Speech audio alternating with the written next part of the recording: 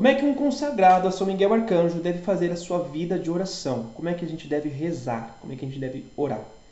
Muito bem, para responder essas perguntas, eu já peço para você abrir a página, o número 185 a 187 do seu e-book. Mas vamos fazer a nossa oração inicial para conseguirmos entender melhor isto, tá bom? Senhor, dai-me a graça de receber nesta quaresma a contrição perfeita de todos os meus pecados, a renovação perfeita do meu batismo e a oportunidade de me confessar para, estando próximo de vós, possa minha alma mudar, para um dia convosco adorar-vos na eternidade. Amém. Vamos agora para a nossa formação. Então, provavelmente, temos grandes dúvidas sobre como deve ser a vida de oração de alguém que faz a consagração a São Miguel Arcanjo. Ou também a consagração a Nossa Senhora, ou até a consagração a São José. Como é que tem que ser uma vida de oração? Eu venho trazer aqui um modelo simples e prático para todo católico. Tá? Então, consagrado ou não consagrado, deve servir para todo católico, todos os católicos. Esse método se baseia na estrutura das 5 pedrinhas de santidade, que é a missa, né? A confissão, o jejum, a oração do terço, a Bíblia. Ok? Então, Eucaristia, confissão, jejum, oração do terço e Bíblia. 5 pedrinhas, tá? Eu não vou me alongar muito nesse capítulo, tá? Eu não vou me alongar muito aqui, não vou ficar perdendo muito do seu tempo, tá? Mas eu vou explicar para vocês como é que a gente faz toda essa estrutura nossa de vida espiritual. Então, confissão. Nós recomendamos para você que é um consagrado, você que é um católico, você que é alguém que está aí buscando uma vida séria de santidade, confissão mensal. Confessar-se é mais que limpar-se dos pecados, é adquirir a graça sobrenatural, sem a qual não podemos ver a Deus. Estar em estado de pecado nos priva da graça, mas também, não só nos priva da graça, mas também estar em pecado venial nos deixa imperfeitos. Então o pecado mortal é ruim, sim. Ele mata a nossa caridade e nos impede de ver a Deus. Mas o pecado venial também não é coisa boa. Né? Pecado é pecado. Então o pecado venial, ele tira de você a graça de ser perfeito. Te deixa sujo, digamos assim. Então, não fica pensando muito se você está em pecado mortal ou se você está em pecado venial. Confessa o pecado. Confessa o pecado. Apesar que o pecado venial você ainda pode receber a graça de receber o perdão se você tiver uma contrição perfeita na missa, né? Mas, em todo caso, confesse o seu pecado, ok? A confissão deve ser preparada com um bom exame de consciência, um verdadeiro e profundo arrependimento e a rejeição total dos pecados que você cometeu, seja eles mortais ou veniais. Então, se você cometeu, vamos supor, o pecado contra a castidade, você tem que realmente se arrepender de ter pecado. O que significa se arrepender? Eu ofendi a Deus, isso dói em mim. Tem que doer em você. Tá? Então você se arrepende. Depois você precisa de um segundo passo. Tá? O segundo passo é o quê? É rejeitar esse pecado. Então você se arrependeu. Agora você rejeita o pecado. O que é rejeitar o pecado? Você não quer mais cometer esse pecado. Entende?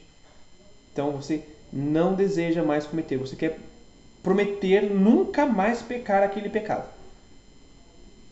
Então você vai ter esse propósito. Nunca mais eu vou cometer o pecado contra a castidade. Entende? Então é isso que você vai fazer. É um caminho. Seja ele mortal, seja ele venial, você faz isso daí para você rejeitar todo o seu pecado. Ok? Outra coisa é a comunhão semanal. Então, estando no estado de graça, já que você já se confessa uma vez por mês, né? Lembrando outra coisa, cometer um pecado mortal, não espera dar o mês para você fazer a sua confissão. Tá? vai e confessa. Se você está com pecado mortal, confesse o quanto antes. Se você está com pecado venial, pode confessar também. Mas aí você pode já ter uma regularidade de um mês, tá bom? Você pode... eu recomendo você confessar também, tá? Estou com pecado venial, vou lá e confesso também. Mas você pode fazer uma confissão mensal depois disso, tá? Então não estou com nenhum pecado mortal ou venial assim, latente, que eu provoquei, que eu fiz por vontade própria, né? Que chamamos de pecado deliberado. Então eu não provoquei nenhum pecado, eu não fui por vontade própria minha nenhum pecado. Então, por causa disso, eu vou fazer uma confissão uma vez por mês, que seria minha confissão ordinária, minha confissão mensal, minha confissão de comum, tá? Agora, tô com pecado mortal, tô com pecado venial, eu não vou esperar. Eu cometi um pecado venial por vontade própria, ou cometi um pecado mortal por vontade própria também, que todo pecado mortal tem vontade própria, eu vou direto para a confissão, tá bom? Não espere. Não sei se ficou fácil de entender, mas espero que sim. Se vocês não entenderam, depois vocês mandam mensagem aqui nos comentários que eu respondo para vocês explicando melhor. Outra coisa é a comunhão semanal. Então você já se confessa mensalmente. Se tem pecado mortal, você já confessa já imediatamente. Se você cometeu um pecado venial de propósito, você vai lá e confessa também. Ok, então você está vivendo no estado de graça, você já está dando um passo. A partir de agora, o que você vai fazer? Comunhão, no mínimo uma vez por semana. Ok? Você pode comungar todos os dias, mas a comunhão obrigatória para todo católico é no mínimo uma vez por semana, aos domingos. Então é importante eu colocar até esse ponto também junto. Aos domingos. Aos domingos. Então, você vai comungar uma vez por semana só? Não adianta ser...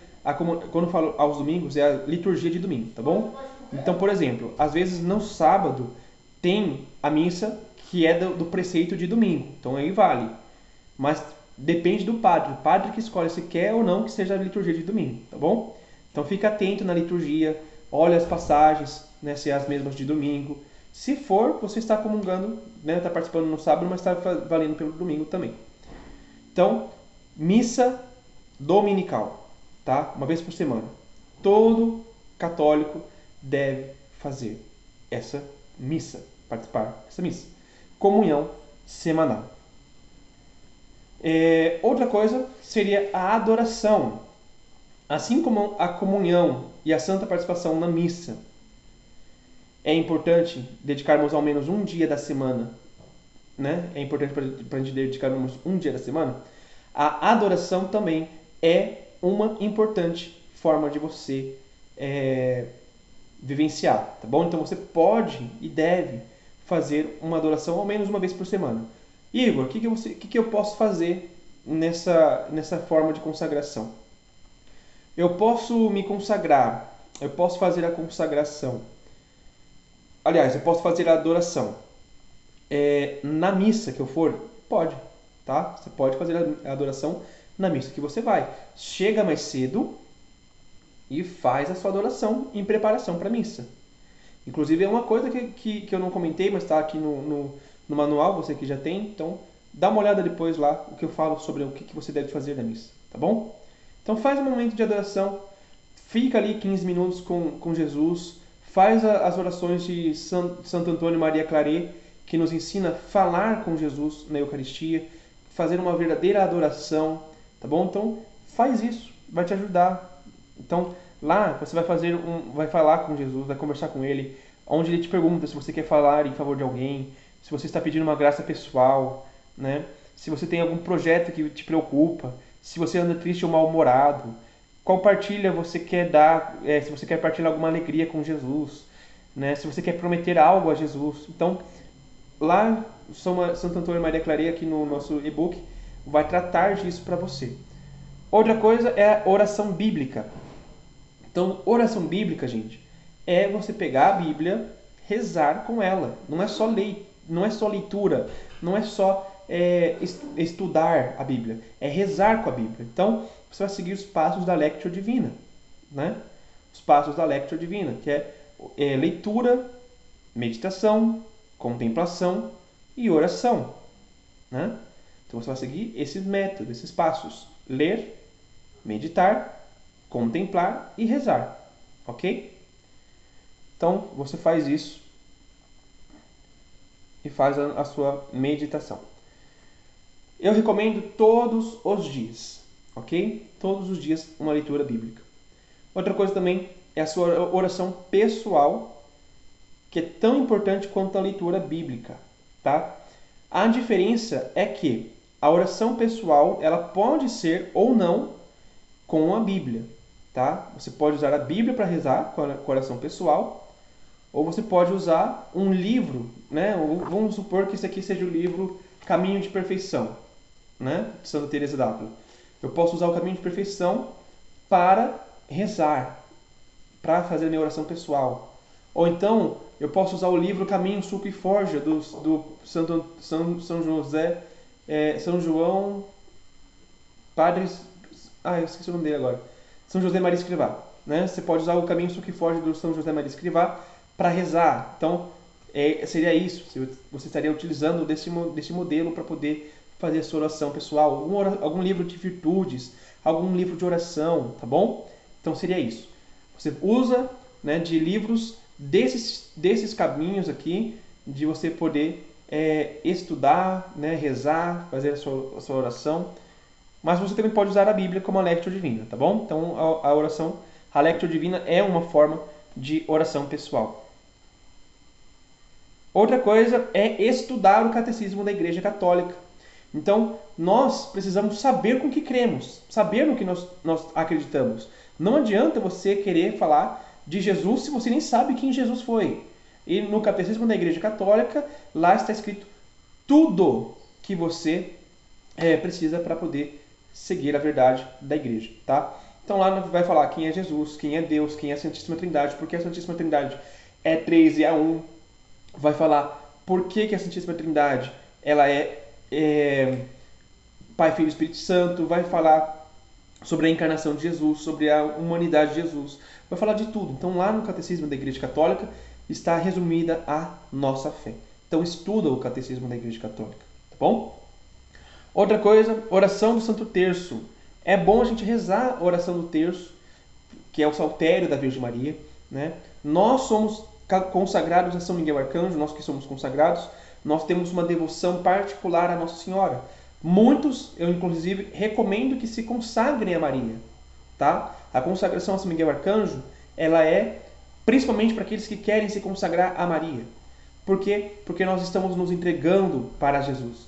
Nós estamos nos entregando a Nossa Senhora através do exército celeste, nos colocando debaixo da proteção de Maria e sob a obediência de Maria através do exército celeste.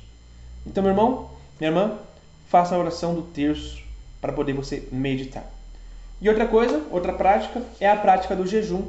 O jejum é o caminho que vai te ajudar também a dominar as tentações, a ter um alto domínio sobre você mesmo. Penitência é para te ajudar a reparar o mal cometido, tá bom? Então você tem jejum a pão e água, você tem jejum de líquidos, o jejum da igreja, o jejum completo, o jejum de Daniel, o jejum de São José, o jejum de Esther e tantos outros jejuns que existem. E junto com o jejum também existe a mortificação, que tem diferença um pouquinho. Enquanto o jejum é sobre a parte gastronômica, as mortificações são de várias áreas. Então você pode, por exemplo, não encostar o corpo nas costas da cadeira, né? Você pode tirar o travesseiro para poder dormir. Você pode, por exemplo, fazer uma oração de joelhos por um tempo mais prolongado, né?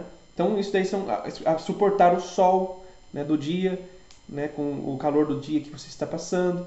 Tudo isso daí são formas de mortificação e ajuda a você se santificar, ok? Muito bem, minha gente, que Deus abençoe. Na próxima formação, eu vou estar falando com você sobre como fazer um bom jejum, tá bom? Então, eu vou voltar nessa parte do jejum para vocês entenderem melhor. Então, a gente vai passar jejum por jejum, explicando um pouco desse jejum para vocês, que eu passei aqui rapidinho para vocês, tá? Então, vamos juntos para essa formação que já nós vamos iniciar, ok? Que Deus abençoe você, fique com Deus, eu te vejo na próxima formação.